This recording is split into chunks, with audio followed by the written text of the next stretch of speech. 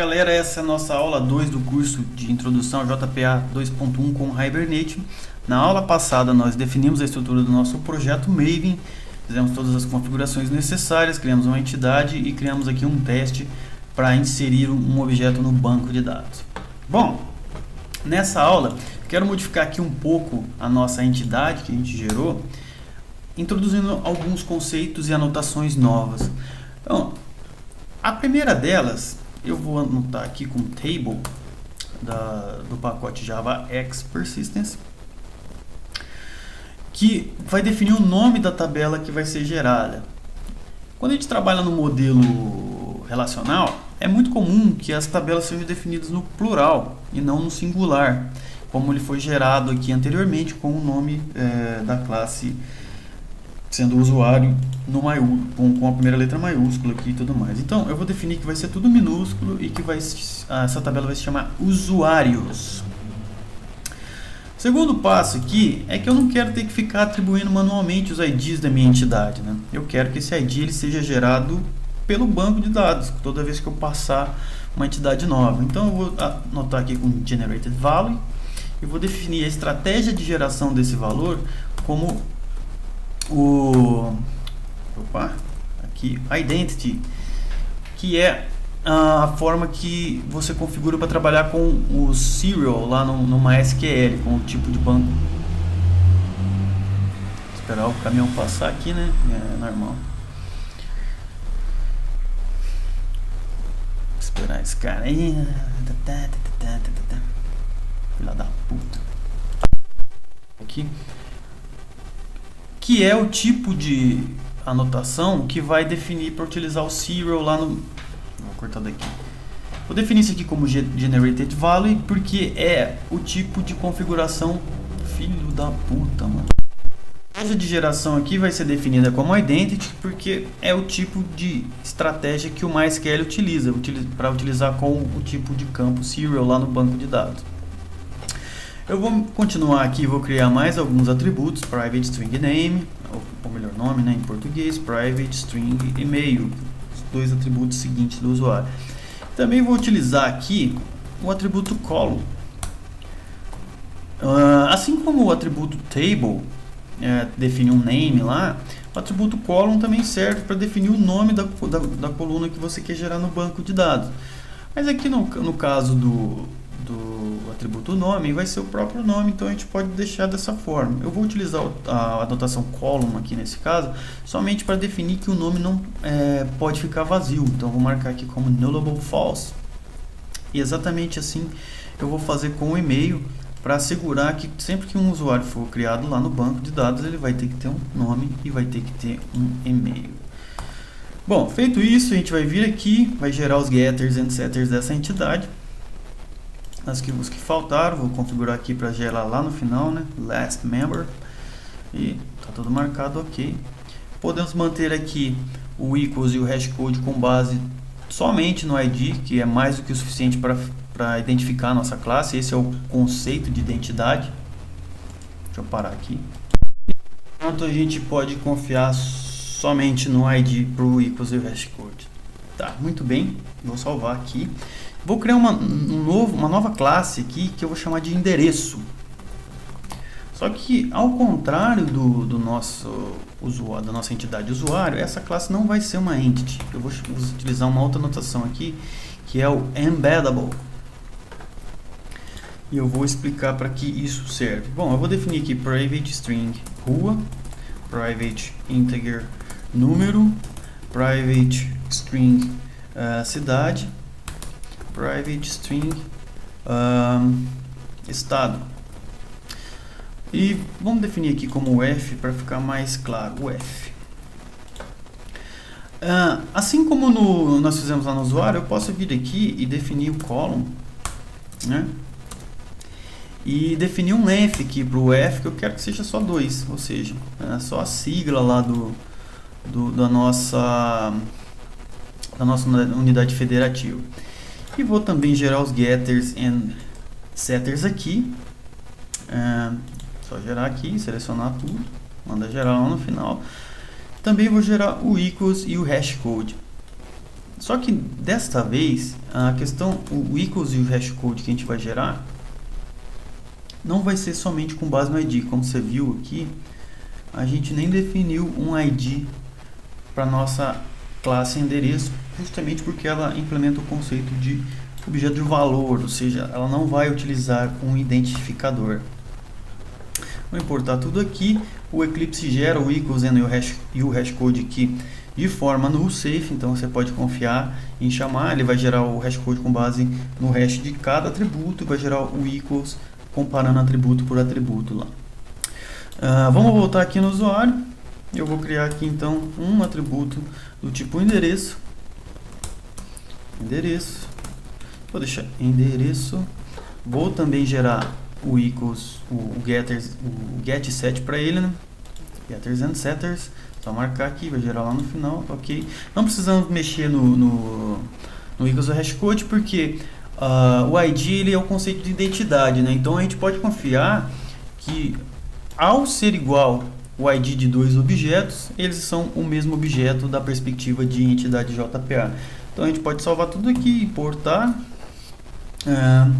Vamos voltar lá na nossa classe de teste.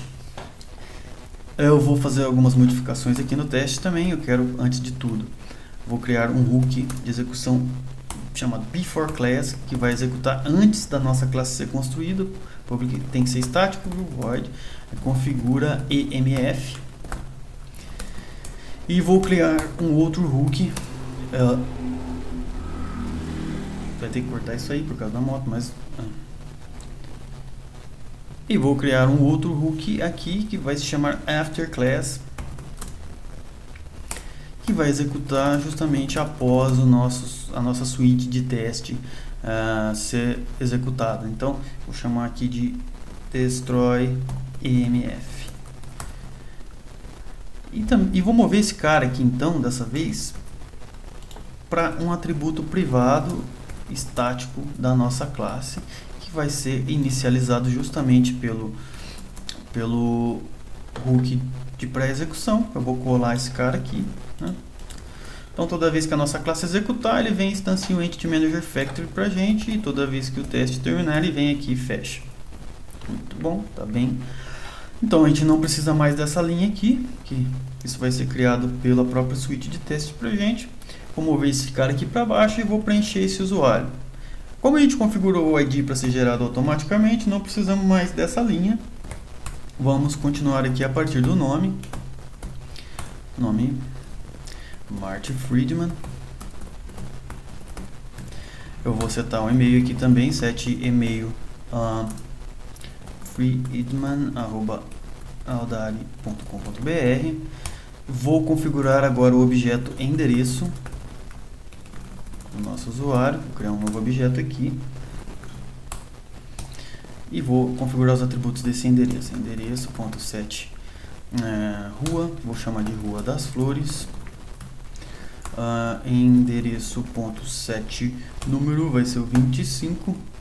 Endereço.set cidade vai ser Londrina. E o endereço.set UF vai ser Paraná. Feito isso, podemos somente atribuir ao usuário esse endereço e persistir o nosso usuário como já vínhamos fazendo. A gente não precisa mais desse close do Entity Manager Factory, mas eu quero aqui dessa vez atribuir uma asserção aqui, criar uma asserção, né? Que vai ser uma assert not null de usuário.getID, que é justamente para verificar se ao passar um usuário sem um ID configurado para o nosso Entity Manager, se esse ID foi gerado adequadamente para o nosso usuário lá no final. A gente pode introduzir uma mensagem aqui que vai ser mostrada. Deveria ter criado um ID caso esse teste não passe. Aqui a gente está fechando o nosso Entity Manager. Podemos tirar essa linha aqui, salvar tudo, né? Ctrl Shift F e executar o nosso código, o nosso teste. Run as JUnit test. Tá lá, tá executado, barrinha verde lá no teste. e podemos então ir no nosso banco de dados e dar um show tables para verificar. Bom, antes de mais nada, eu quero mostrar aqui que como a gente alterou a nossa classe usuário para gerar a tabela como usuários, quando ele tentou executar aqui o nosso código e dar um drop lá na tabela que já existia, ele a partir desse momento tentou dar o drop com o nome usuários, portanto a tabela que a gente tinha gerado anteriormente não foi removida. Podemos dar um drop table usuário aqui, que não teremos mais essa tabela. E agora dá um desk na usuário para descrever essa tabela para a gente.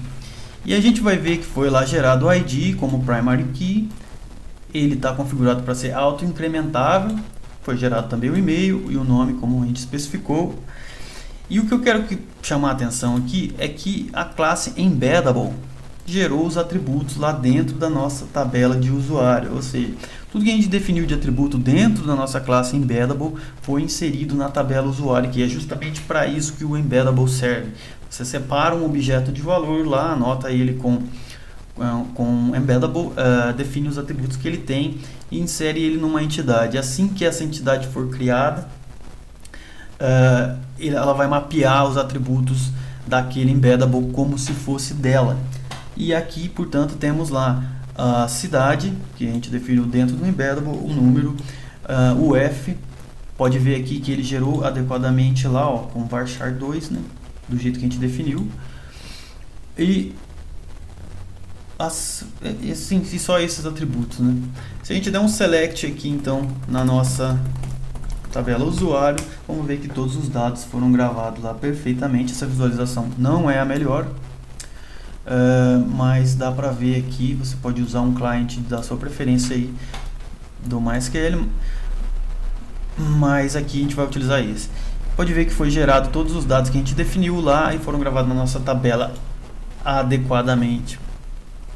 Então nessa aula nós aprendemos a gerar então o ID auto-incrementável, definimos os atributos, aprendemos como renomear as tabelas que vão ser geradas lá.